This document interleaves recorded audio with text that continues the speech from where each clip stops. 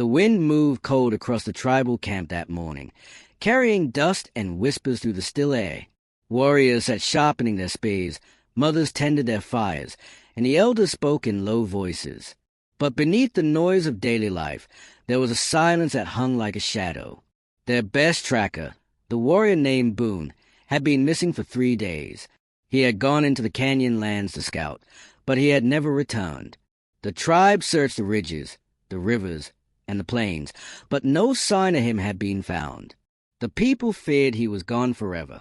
Then, from the edge of the camp, a small figure appeared. It was the orphan girl. No one knew her true name. Some called her Stray, others simply ignored her. She had no family, no home, and no claim to the fire. Her clothes were torn, her hair tangled, and her eyes always seemed hollow with hunger. She survived on scraps and kindness, sleeping near ashes when fires grew cold. Yet that morning, she stood tall, her thin frame trembling against the wind, her finger pointing outward toward the distant cliffs. "He is alive," she said in a voice too clear to ignore. "Boone lies hurt by the spring in the canyon. His horse is gone. He calls for help." The words froze the camp. Mothers lifted their heads. Warriors lowered their spears. The elders turned slowly, their faces full of confusion. None of them had told this child that Boone was missing.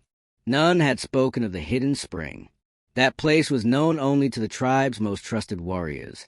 And yet this girl, dirty and nameless, spoke of it with certainty, as if she had been there herself. Chief Running Bear stepped forward, his tall frame casting a shadow across her. His voice was heavy with suspicion. "Child, how do you know this? Who told you?" The orphan's eyes, sharp and strangely old for someone so young, lifted to meet his. "No one told me," she said. "I saw it. 3 days passed. I was hunting rabbits. I saw the rocks break beneath his horse. I saw men argue whether to help him or leave him. They left him to die." Her words struck the air like thunder. Around her, warriors muttered. Some spat on the ground, calling her a liar. Others exchanged uneasy glances, their faces pale. The chief's brow furrowed. Could this child know what even their finest trackers had failed to find? From the crowd, Malachi, the weathered trader who often traveled with the tribe, stepped forward. His eyes narrowed with suspicion. "This girl deceives you," he said. "I have seen her kind before, hungry mouths who spin story for food and shelter. She speaks lies to win your trust." But the girl did not flinch. Her thin hands traced patterns in the dirt at her feet, patterns that matched the sacred symbols only warriors were taught. Her voice was quiet, yet steady. "I know where he is. I know who left him. I know where his horse went. If you follow me, I will show you." The camp fell silent. The fire crackled, and the wind hissed through the tents. Running Bear studied her face. She was trembling, yes, but her eyes did not waver. They were eyes that held knowledge too heavy for a child. At last, he spoke. "If you lie, you will answer to me. But if you speak truth, you will save a warrior." He turned to his men. "Gather, we ride." The orphan lowered her hand, but her gaze stayed fixed on the canyon. She said nothing more. She did not need to. The people could feel it in their bones. This was no wild story. Something waited in those canyons, something dangerous, and only this forgotten child seemed to know the way. And so, with hearts full of doubt and hope, the tribe followed a little orphan into the wild lands. The morning sun climbed higher as the people gathered behind the orphan girl. Warriors with painted faces carried spears and bows. Women followed with quiet eyes, clutching their children close. The camp moved like a single heartbeat, but at its center walked the orphan, barefoot, small, and steady. She led them toward the canyon with the calm of someone far older than her years. Chief Running Bear stayed 20 paces behind her. His sharp eyes never left her back. He could not understand how this nameless child walked with such certainty, how she knew paths even his strongest scouts had failed to read. She was no trained tracker, no warrior's daughter. And yet her feet found the safest stones. Her hands brushed the rocks as if she understood their language. The canyon was no easy place. The cliffs rose like jagged teeth, shadows shifting with the wind. Loose stones rolled underfoot. One wrong step could send a man tumbling into the depths below. But the orphan did not stumble.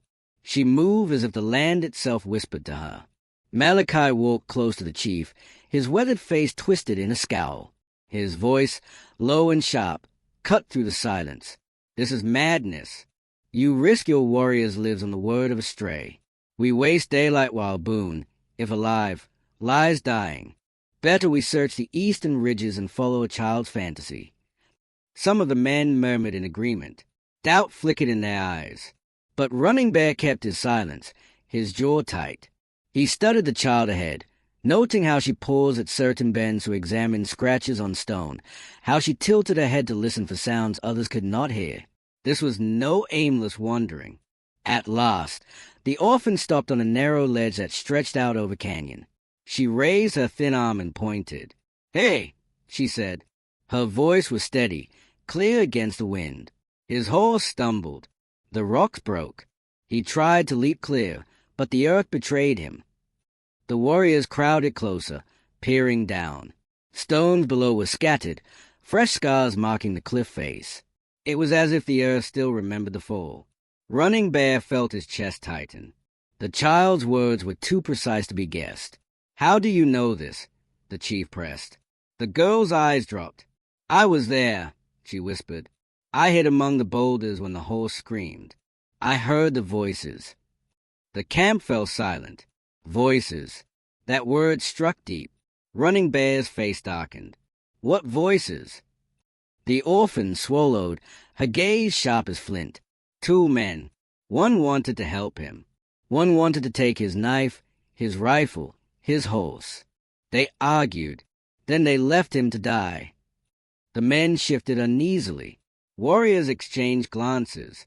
Some clenched their fists, anger burning in their eyes. A warrior abandoned was a wound to the tribe itself. Malachi's voice cut the air. "Lies!" he barked. His face reddened. His hand clenched tight on the strap of his pack.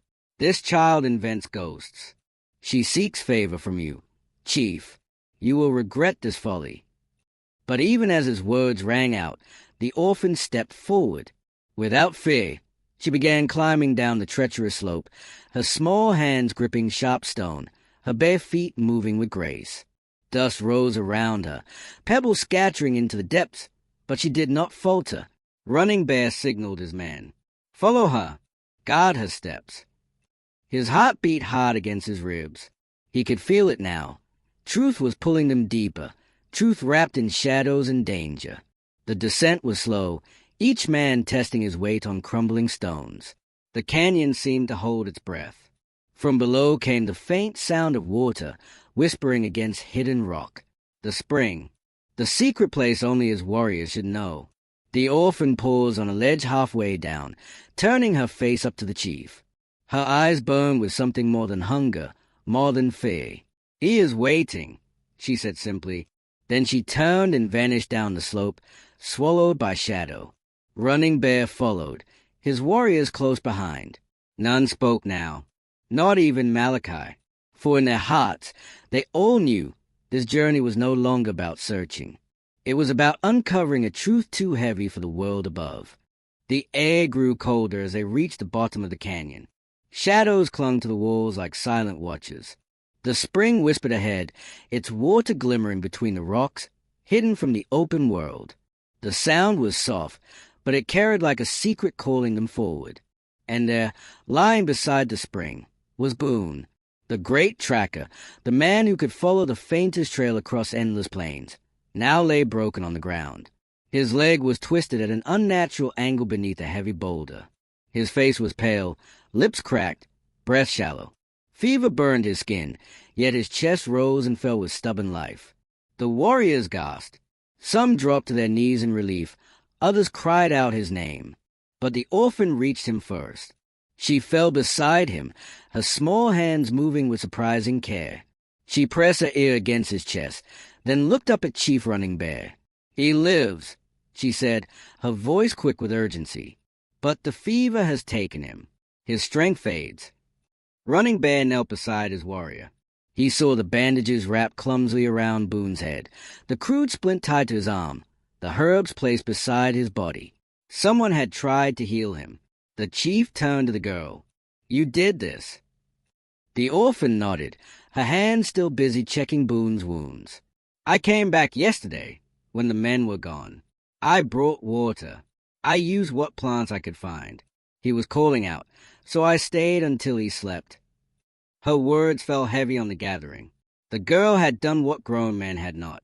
She had given their warrior a chance. But not all faces showed relief. Malachi stood back, his eyes dark, his mouth twisted in a mask of false concern. He spoke carefully, his voice smooth but strained. "A fortunate discovery. We must carry him quickly before the storm breaks." The orphan's gaze snapped to him. Her eyes burned with fierce certainty. "You were one of them," she said quietly. Her voice was soft, but it struck like a blade. "I heard your voice. You argued above the spring. You wanted his knife and his horse." The canyon stilled. The bubbling of the water was the only sound. All eyes turned to Malachi. His face hardened, his hand dropping slowly to the knife at his belt. "Careful, child," he hissed. "Accusations are dangerous. Words like that can vanish astray like you." Running Bear rose to his feet, his own hand sliding toward his weapon. His eyes were sharp as flint. What position would that be? Malachi? An orphan with nothing? Or a witness who remembers too much? The orphan stepped closer to Boone, shielding his body with her thin frame. Her voice was steady, louder now. "Your friend wanted to leave him. You wanted his weapons and his horse. You said no one would believe a child. But I saw. I heard. I remember." Malachi's mask cracked. His face twisted with rage. "Lies!" he barked, spittle flying. "You fill their ears with poison. Why would I risk years of trade for one man's belongings?" But the land itself betrayed him. The orphan pointed to the earth near the spring. 2 sets of boot prints marked the soft ground. One straight, one dragging. "One walks with a limp," she said. Her eyes locked on Malachi's leg, the same leg he always favored when he thought no one noticed. Running Bear's heart thundered. The pieces fell into place. Malachi's silence when the girl first spoke. His fury now. His limp. His lies. The chief's hand tightened on his weapon. Around him, the warriors bristled, eyes fixed on the traitor. The canyon air thickened with danger, and Malachi knew it. His hand closed fast around the hilt of his knife. His face twisted with desperation. "This child will ruin us all," he snarled. But the girl did not flinch. She took one step forward, small and fierce, her eyes burning like fire against the canyon shadows. The most dangerous moment had come. The canyon held its breath as Malachi's knife flashed in the dim light. His eyes were wild, his breath sharp, his body ready to strike. But before his blade could reach its target, Chief Running Bear stepped between him and the orphan. Steel met steel as the chief's weapon blocked the blow, sparks leaping like fireflies in the shadows. The warriors roared, closing in. Malachi fought like a cornered wolf, his knife slashing, his boots scraping against stone.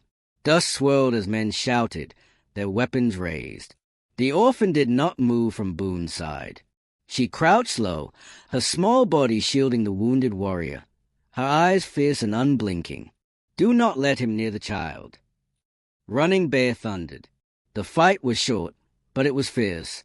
Malachi's strength came from desperation, but the truth had already broken him. The warriors overwhelmed him, forcing the knife from his grip. His body crashed against the rocks, his breath ragged. Running Bear stood over him, his weapon poised. "You betrayed us," the chief said, his voice low but shaking with fury. "You left a brother to die for greed. You lied to your people and sought to silence the one voice that told the truth." Malachi's mouth opened, searching for another excuse, but none came. The warriors dragged him back, his eyes darting with panic. He knew his fate was sealed. The orphan turned back to Boone. Her hands, small but steady, poured water from the spring into his mouth. His eyes fluttered, half opening, and for the first time, he spoke, hoarse and broken. "Little one, you came back." She nodded, tears stinging her Dote Street cheeks. "I promised," she whispered. Running Bear's heart trembled. For the first time, he looked at the orphan not as a stray, not as a mouth to feed, but as a spirit chosen by fate. She had stood against hunger, against doubt, even against the knife of a traitor. And she had not broken. The tribe carried Boone from the canyon on a litter of branches, their steps careful, their voices hushed. The orphan walked beside him, never leaving his side. Behind them, the warriors led Malachi in chains, his face pale, his lies buried under the weight of truth. When they reached the edge of the camp, the people gasped. Mothers wept to see their warrior alive. Children cried out his name, and drums began to beat like thunder across the plain. Running Bear raised his voice above the noise. "Hear me. This child saved Boone when we could not. She knew the way when our trackers failed. She spoke the truth when lies surrounded us. She has no family, but today she has us." The crowd fell silent. Every eye turned to the orphan. She stood barefoot, her clothes torn, her face marked with dust, but her head was high. The drums began again, stronger this time, echoing through the camp like the heartbeat of the people. They lifted her onto their shoulders. Warriors, mothers, and children alike carried her through the camp as the procession moved. At its center was Boone, alive but weak, smiling faintly as he watched the child who had saved him. The people sang her a name, Little Fox, the name of the chief's daughter who had died long ago. Some whispered that the spirit of Little Fox had returned in this orphan. Others said she was simply a brave child who carried truth in her heart. That night, the fires burned brighter than they had in many seasons. The tribe danced, their songs rising to the stars. Boone rested in safety, his wounds tended. Malachi sat bound in silence, his betrayal known to all. And at the center of it all sat the orphan, no longer astray, no longer forgotten. She had found a family. She had found her place. For even the smallest, most unwanted child can carry the strength of a hero. And when the tribe marched again, she walked to their front, leading them home with the pride of someone who finally belonged.